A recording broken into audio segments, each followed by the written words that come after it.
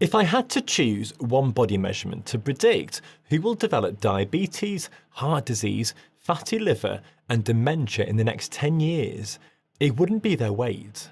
It wouldn't even be their BMI. It would be their waist size. The circumference of your waist tells us something that your weight never can. It tells us about the fat wrapped around your organs, the fat that's metabolically active, inflammatory, and slowly degrading your health from the inside out. Now, before I go any further, I need to say something really important here.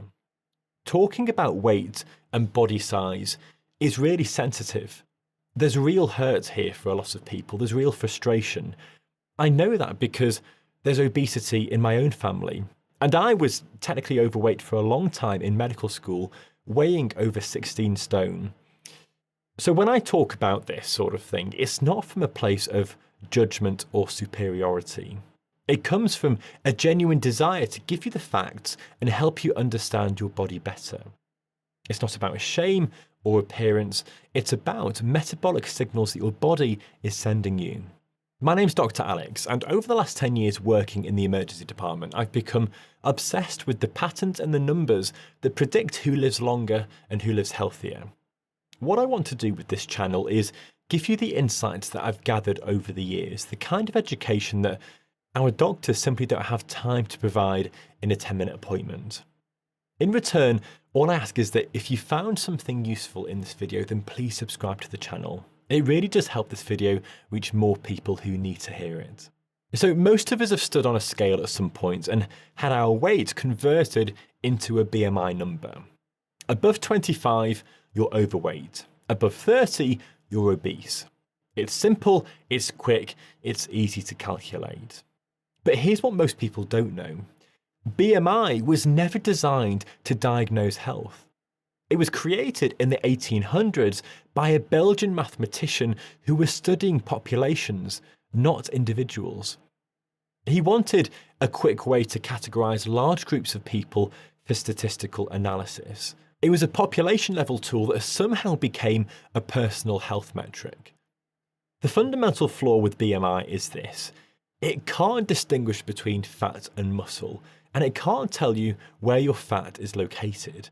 Now, a rugby player with loads of muscle mass might have a BMI of 28, technically overweight, but they might have virtually no health risk. Meanwhile, someone with a normal BMI of 23 might carry significant fat around their midsection and be at really high metabolic risk. Completely different health outcomes. The scale treats all weight the same, but biology doesn't. To understand why waist size matters so much, you need to know that your body stores fat in two completely different compartments. The first one is subcutaneous fat, the fat that you can pinch just beneath your skin on your arms or legs or hips or thighs. It's relatively inert. It stores energy, but it doesn't cause much metabolic trouble. Some of it is even protective, particularly the fat stored in the lower body. The second compartment is visceral fat.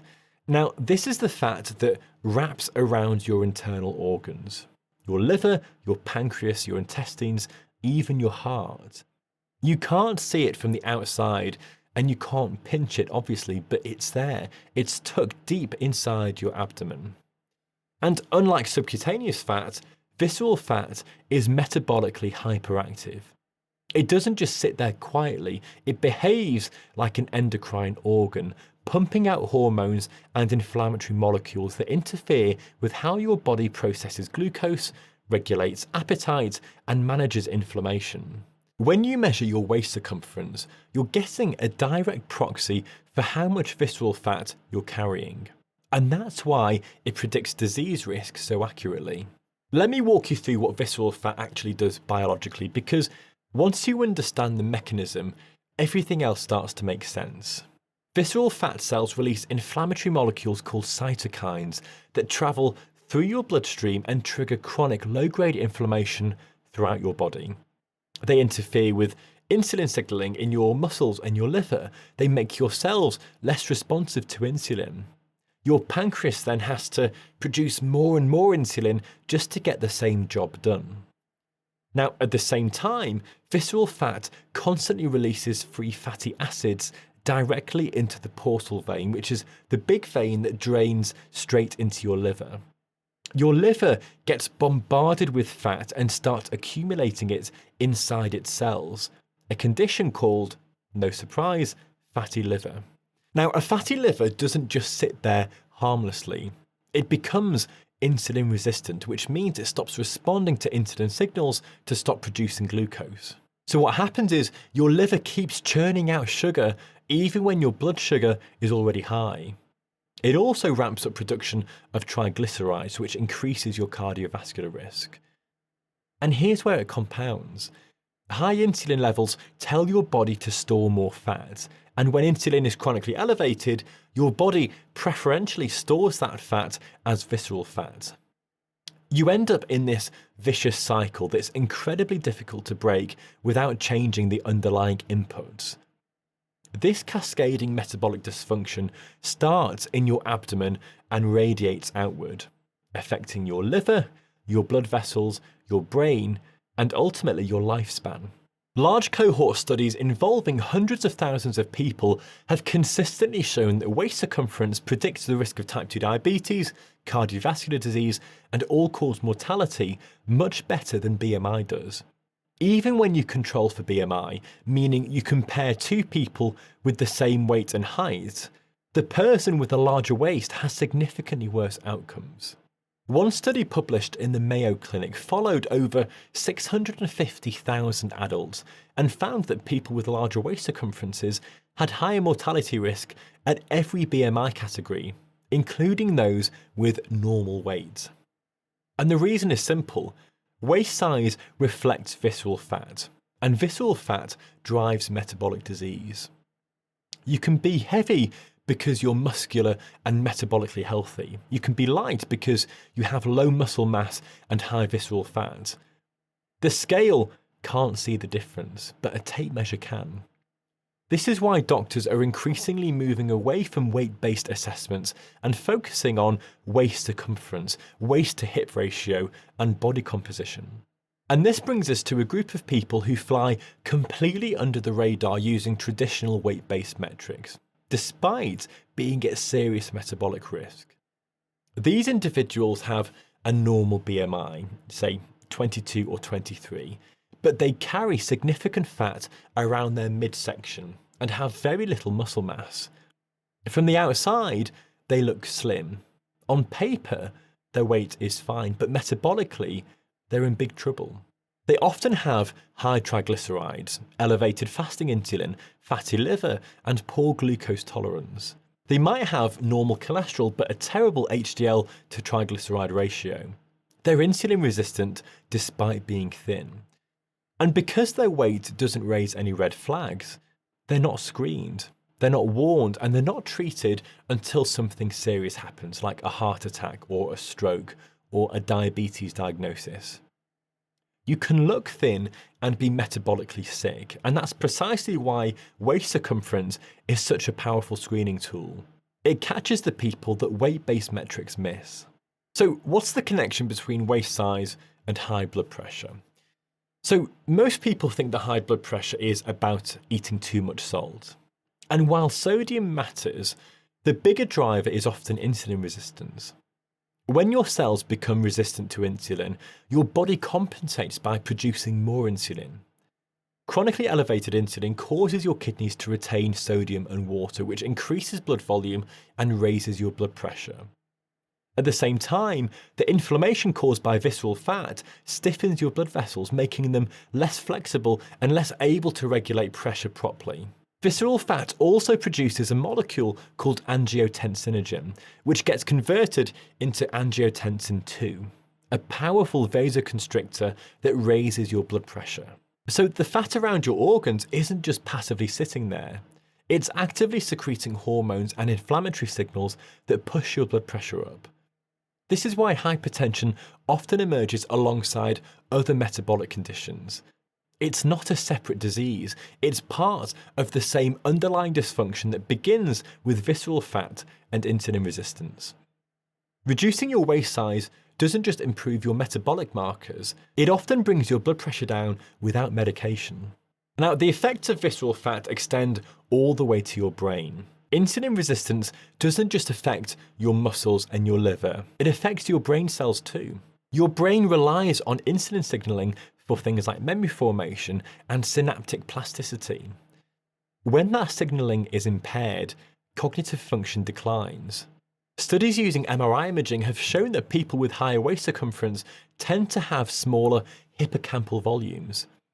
Now, the hippocampus is the part of your brain responsible for memory and learning. They also have high rates of dementia and Alzheimer's later in life, which is crazy to think about.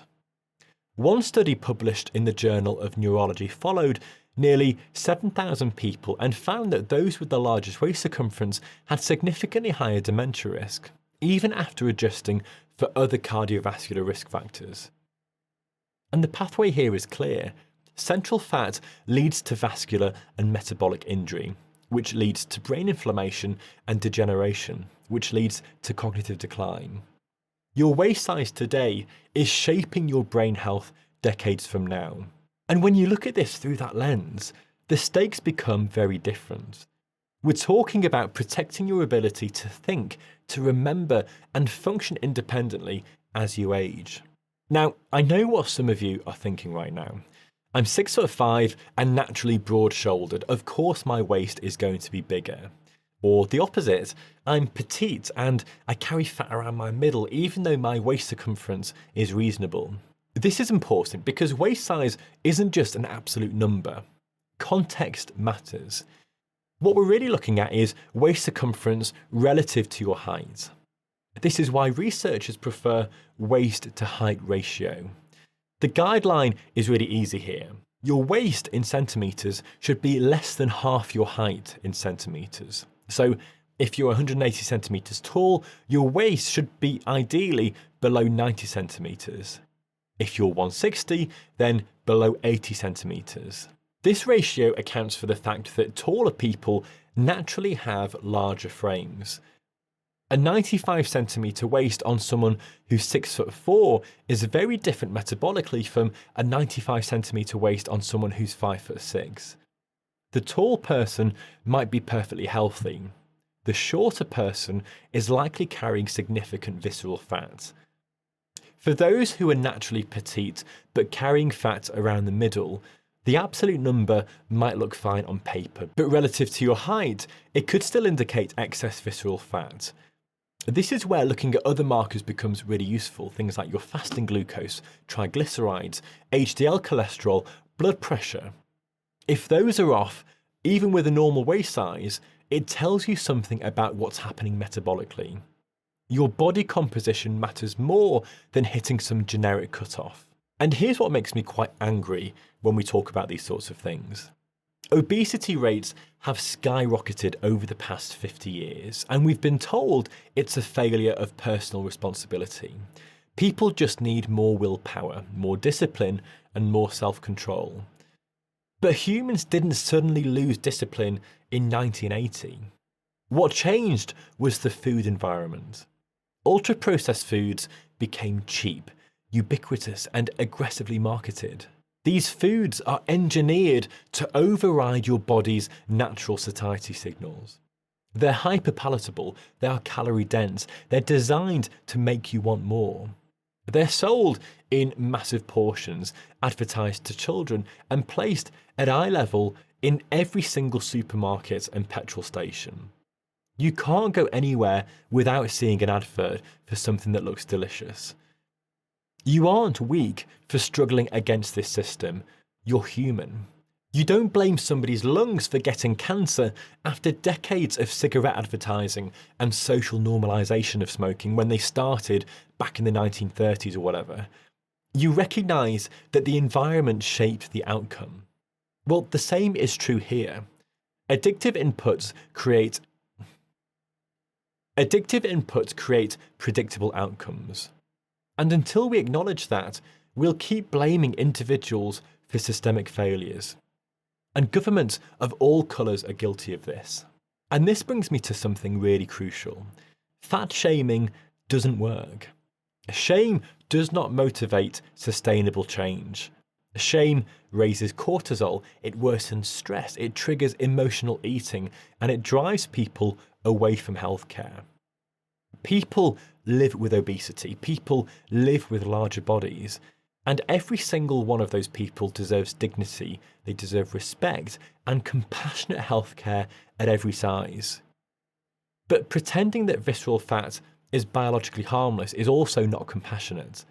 It's not kind to withhold information that could help someone understand their body and make informed decisions. You can respect people and also acknowledge biology at the same time. These two things are not in conflict. What I'm offering here is not judgment of any sort, it's physiology, and physiology is neutral. Your body doesn't care about your intentions or your efforts. It responds to inputs. And if we can understand those inputs, then we can change the outputs. So let's bring this back to ultra-processed foods. What do they do metabolically? Because this is where visceral fat accumulation actually happens. These foods are typically low in protein and fiber, which are the two nutrients that keep you full. They're high in refined carbohydrates and seed oils, which cause rapid spikes in blood glucose and large insulin responses. And as we've already seen, chronically high insulin specifically promotes visceral fat storage. Ultra-processed foods also often come in liquid form, things like Coke or Fanta or fruit juices or smoothies, energy drinks. Liquid calories don't trigger the same satiety response as solid food, so you consume far more energy without feeling full. On top of that, these foods are engineered to have what's called a bliss point, the perfect combination of sugar, salt, and fat that maximizes pleasure and minimizes satiety signaling. Your brain lights up like you've taken a drug, literally, and you keep eating well past nutritional need. The result here is chronic calorie surplus, chronic insulin elevation, and preferential storage of fat in the visceral compartment. It's not a moral failure, it's a biological response to an unnatural food environment. But here's the good news, here's the part that should give you hope. Visceral fat is metabolically active, which means it's also highly responsive to change. When you start eating in a way that stabilizes your blood sugar and lowers your insulin, visceral fat is often the first fat to go. It shrinks faster than subcutaneous fat. Even modest lifestyle changes, things like improving your diet, increasing your protein intake, adding resistance training, improving your sleep, all of these preferentially reduce visceral fat before you see changes anywhere else. This is why people often notice their waist shrinking before the scale moves significantly. You're losing the dangerous fat first. Your liver starts to clear out, your insulin sensitivity improves, your inflammation drops. All of this happens relatively quickly, often within weeks of making consistent changes. Biology is not fixed, it's dynamic, and visceral fat, because it's so metabolically active, is one of the most changeable aspects of your physiology. Now, if I had to give you the 4 most powerful levers for reducing visceral fat, they would be these. The first one is stabilizing your blood sugar. That means prioritizing whole foods, minimizing refined carbohydrates, and avoiding the insulin spikes that drive storage. The second one is prioritizing protein and fiber. Protein keeps you full, it preserves muscle mass, and has a high thermic effect. Fiber slows down glucose absorption and feeds your gut bacteria, which produce metabolites that improve insulin sensitivity. The third one is resistance training. Building muscle increases your metabolic rate and improves how your body partitions nutrients. Instead of storing excess energy as fat, you store it as glycogen in the muscle. You become more insulin sensitive. Your body composition shifts, even if your weight doesn't. The fourth one is sleep and stress regulation. Poor sleep raises cortisol, it impairs glucose tolerance, and increases hunger hormones. Chronic stress does the same thing. You can't out-train or out-eat bad sleep and chronic stress. These aren't diet tricks, they're physiological optimization strategies. And they work because they address the root causes of visceral fat accumulation, which are insulin resistance, inflammation, and metabolic dysfunction. One of the most frustrating things I see is that people make genuine progress, but they get discouraged because the scale hasn't moved. They've been lifting weights, they've been eating better, they've been sleeping more, their clothes fit better, their waist is genuinely smaller, but the scale reads the same. So they're thinking that they're failing. What's actually happening is body recomposition. They're losing fat and gaining muscle at roughly the same rate, so their weight stays stable. But muscle is denser than fat. A kilo of muscle takes up less space than a kilo of fat, so even though the scale hasn't budged, they've become leaner, they've become stronger and metabolically healthier. This is why waist circumference is a much better marker of progress than scale weight. Your waist size reflects what's happening to your visceral fat, your metabolic health and your disease risk. The scales just tell you your relationship with gravity. So measure your waist, track how your clothes fit, pay attention to your energy, your sleep and your strength. Those are the metrics that matter. There's some argument to say that we should be treating waist circumference the way we treat blood pressure or HbA1c. As a bit of a vital sign. It's measurable, it's modifiable, and it's predictive.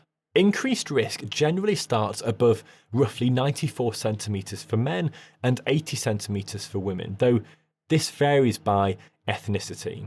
South Asian populations, for example, carry higher metabolic risk at smaller waist sizes. And as we discussed earlier, these numbers need to be considered relative to your height and your frame. But here's the key. This isn't about hitting some arbitrary number to feel worthy. It's about having a feedback signal. Just like you wouldn't ignore rising blood pressure, you shouldn't ignore a rising waistline. It's not just a normal part of getting older.